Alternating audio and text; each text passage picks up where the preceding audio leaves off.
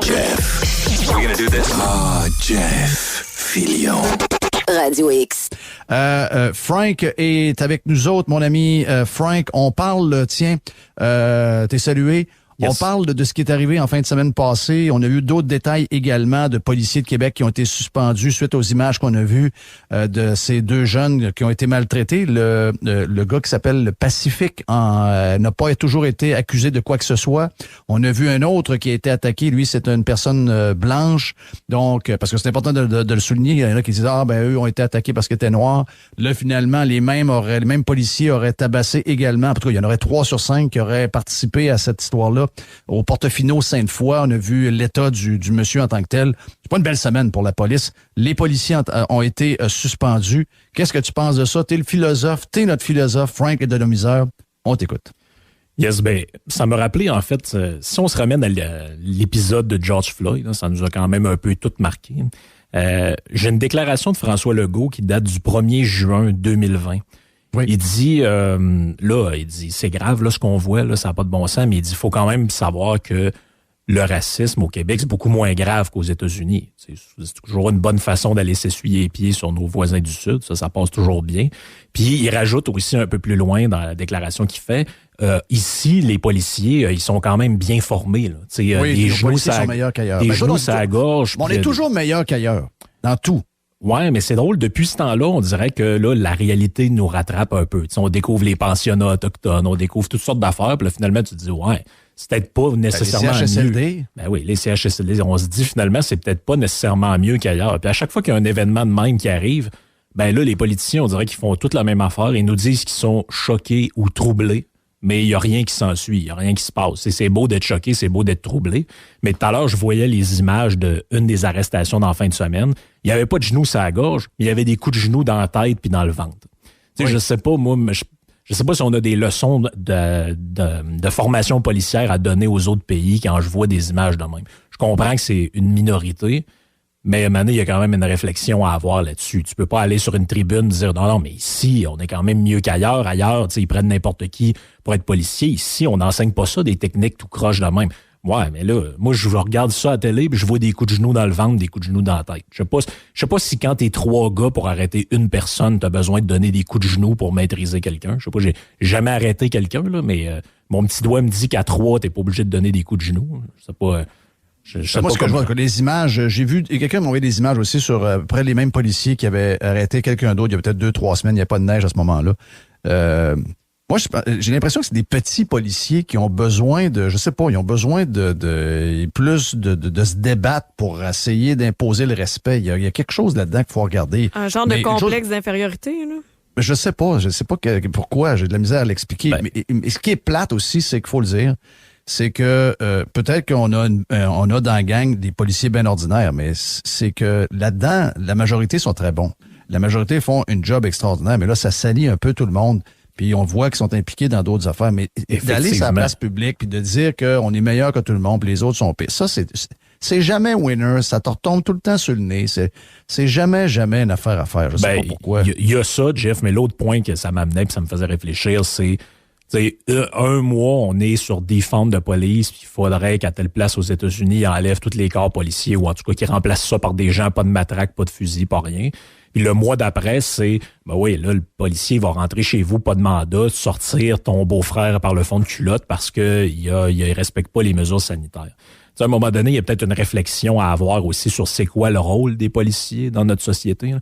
Oui. Qu'est-ce qu'on attend d'eux? Est-ce qu'on attend d'eux d'être les bras armés du gouvernement? C'est spécial, t'as raison, parce que quand quelqu'un fait, mettons quelqu'un fait de la merde quelque part, tu peux pas vraiment utiliser de force parce qu'il y a une vidéo qui peut se passer puis que tu as l'air d'un policier qui suit pas toutes les directives.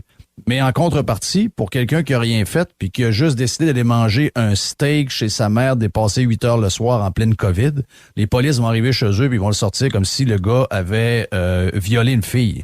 C'est dur à suivre. Hein? Pendant qu'en Ontario, à un moment donné, on a vu en Alberta aussi les policiers qui ont sorti un gars d'un skatepark quasiment à coups de pied parce qu'il faisait du skate tout seul puis il avait pas respecté le fait qu'il y avait des banderoles danger autour du skatepark. Où il y avait la même histoire un moment avec un anneau de glace ou je sais plus trop. En Ontario, quand il y a eu le Stay at Home Order, les policiers, bon là, maintenant, il y en a qui ont dit qu'ils le faisaient plus, là, mais au début, ils arrêtaient du monde dans la rue. Qu'est-ce que vous faites là, vous? Ben, tu sais, à un moment donné, quand tu t'élargis le pouvoir d'un officier de la paix comme ça, là, ben tu peux pas non plus te surprendre que maintenant, il y en a que ça le monte à la tête. Oui, c'est une minorité.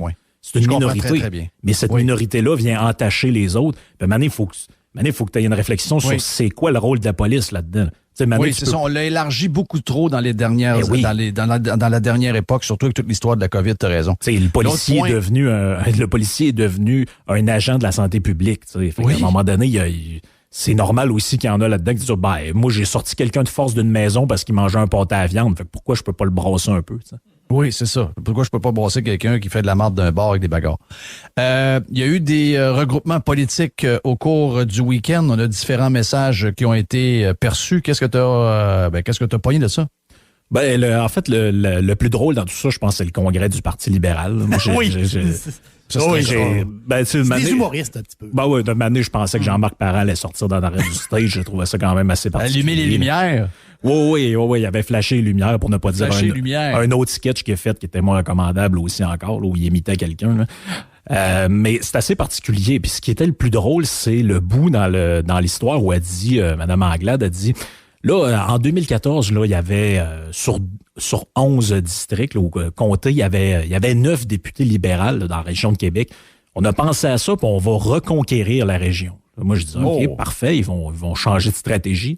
Là, tu regardes sur le troisième lien. Oui, entre autres, surtout qu'il faudrait qu'ils se rappellent que c'est eux qui ont lancé le bureau. Là. Je veux juste le dire ça de même. C'est quand même assez paradoxal qu'aujourd'hui, c'est rendu les anti-troisième lien alors que c'est eux qui ont starté le projet. Mais en tout cas, ça, c'est un...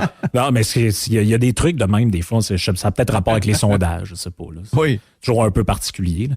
Et là, ils disent, on a pensé à ça, là, puis ça va être... c'est avec l'urgence climatique qu'on va convaincre les gens, parce que là, ils disent, à Québec, là, il manque une option de gauche fédéraliste. Là, je me disais, OK. En tout cas, il manque pas d'option de gauche, d'option fédéraliste, je ne sais pas. Là. Mais d'option de gauche, il n'en manquait pas. Là. Puis là, je me suis posé la réflexion, je me posais la question, je me disais, qu'est-ce qu'ils ont à gagner à tous aller jouer dans le même carré de sable? Oui. Tu sais, l'électorat, c'est quand même large. Il y a du monde qui sont à gauche, il y a du monde qui sont à droite, il y a du monde qui ne le savent pas parce qu'ils ne comprennent pas nécessairement ce que ces mots-là veulent dire. Souverainiste, fédéraliste, je pense plus que ça a beaucoup d'importance pour la majorité des gens. Mais à un moment donné, il y a des gens qui ont des idées d'une part et d'autre, puis ils se cherchent des représentants, puis ils n'en trouvent pas. Puis là, ben, tu te dis, devant le virage nationaliste panier bleu de la CAQ, quelle est l'alternative que je peux avoir?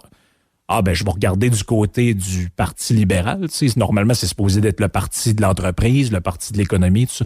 Ah non, nous, ça va être la nationalisation de l'hydrogène, puis... C'est comme libéraliste, j'ai quand même vu mieux. Là. Et comment ils pensent que la région de Québec peut embarquer là-dedans? Je pense pas que ça fait partie des... Il n'y a pas personne de Québec qui parle de ça. À moins que la région de Québec, pour eux, ce soit le comté de Catherine Dorion et Sol Zanetti. C'est ce que j'ai pensé. En tout cas, c'est ce segment-là qui a l'air d'être cruisé.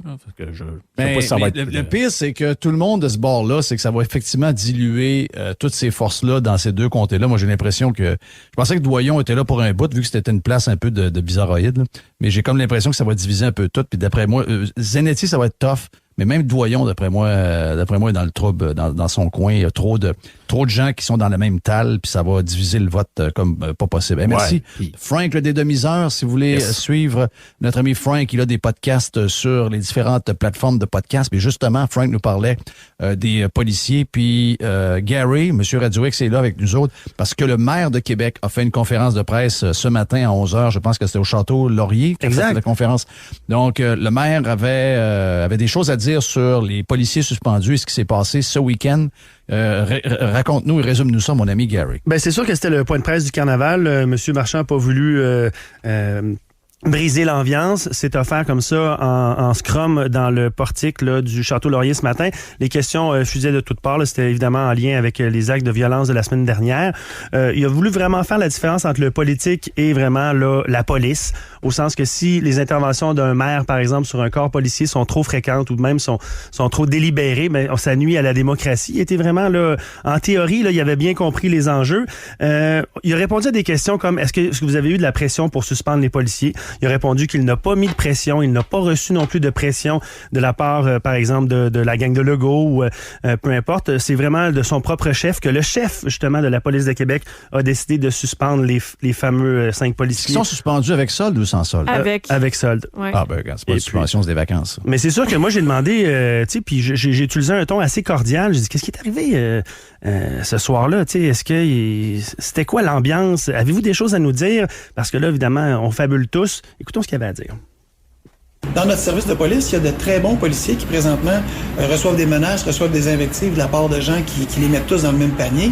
S'il y a des actions à prendre, le service de police va les prendre. Mais à partir de là, on ne peut pas mettre tous nos policiers dans le même panier et dire qu'ils sont tous de cette nature-là, de la nature de ce qu'on a vu dans les interventions. Donc, en ce sens, moi, je vous invite à avoir la nuance et à réaliser le fait qu'à travers l'ensemble de nos plus de 800 policiers, on a de très bons policiers. Ils ne sont pas tous à mettre dans le même bain. C'est important, ça. Non.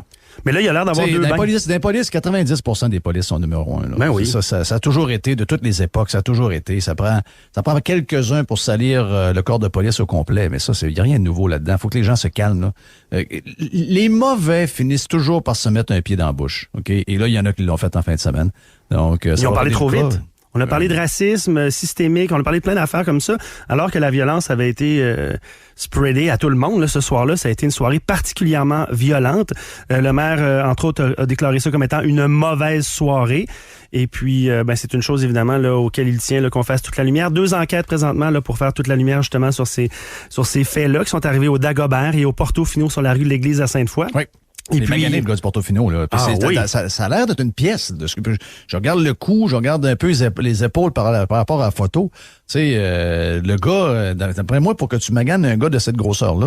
Le gars, il a de la misère, Jeff, à se cadrer. Là. Ça te donne une idée à quel point il est imposant. Ah oui, c'est un colosse. Et puis, une bonne carrure d'épaule. Il a fallu qu'il le brasse. En terminant, peut-être. Mon ami Jeff, en terminant, peut-être juste revenir sur le pyromane de Québec. Je suis le seul journaliste là, qui fait pression pour en savoir davantage. On a compris hier qu'il y a une enquête qui est vraiment prise au sérieux par le corps de police par la police de Québec, en fait, concernant les 2 incendies criminels qui ont eu lieu au mois de novembre ici même à Québec. J'ai posé la question au maire concernant le pyromane de Québec. Il y a des gens qui parlent de plus en plus d'un pyromane à Québec, la chose qu'on a le moins besoin. Est-ce que vous avez des informations en lien avec ça, un commentaire? Aucune info. D'abord, je salue les pompiers qui sont intervenus sur cet incendie majeur. C'est une mauvaise nouvelle d'apprendre que ça pourrait être criminel. On n'a pas eu la confirmation officielle. Il y a une enquête, là? C'est ça, il y a une enquête, mais on avait des indices que ça pouvait aller dans ce sens. Et si c'est le cas, il faut trouver les coupables rapidement. Là. Les gens ne vont pas vivre dans la crête qu'il y a quelqu'un qui allume leur hangar dans les moulous. Ça n'a pas de sens. Là. Oui. Merci, Gary et M. Radio X. On se reparle vendredi ou encore demain si jamais il y a des urgences. En parlant de demain, parce que je vous laisse avec la gang de JC pour le retour, nous, on sera là demain avec notre chum Dom Moret pour le One-Two Punch aux alentours de 7h. Et on sort jase à 11h30. Soyez prudents sur les routes. Vous êtes sur Radio X, puis on a hâte de vous jaser demain. Jeff Filion. Réécoute les meilleurs moments Sur Filion.radiox.com. Radio X.